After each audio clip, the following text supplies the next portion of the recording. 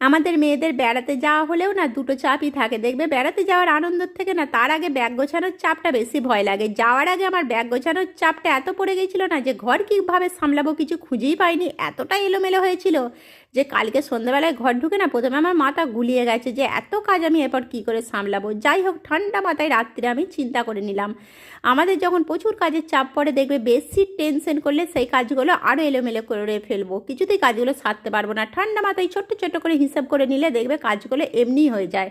রাত্রে আমি কাজের সমস্ত হিসাব ছোট্ট ছোট্ট করে করে রেখেছিলাম, তার জন্য দেখো সকালেই লেগে পড়েছি, আমার কিন্তু অনেকটা আগে হয়ে গেল।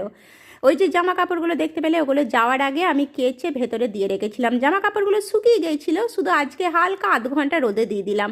হালকা না রোদ খাওয়ালে দেখবে জিনিসগুলো ভালো থাকে না।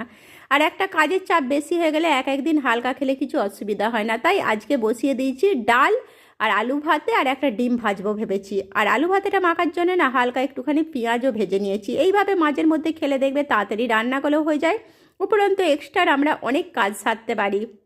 সেই জন্য দেখো সকাল থেকে আমার অনেক কাজ হয়ে গেল। আর ওয়াশিং মেশিনের মধ্যে তোমরা যেগুলো দেখতে পেলে ওগুলো না আজকে আর কাচবো না, কালকে কাচবো। আজকে ভেতরে দিয়ে রাখলাম মেশিনে, যাতে কালকে আমার এলোমেলো না হয়। কালকের কাজটাও আজকে আমি ঠিক করে রাখছি।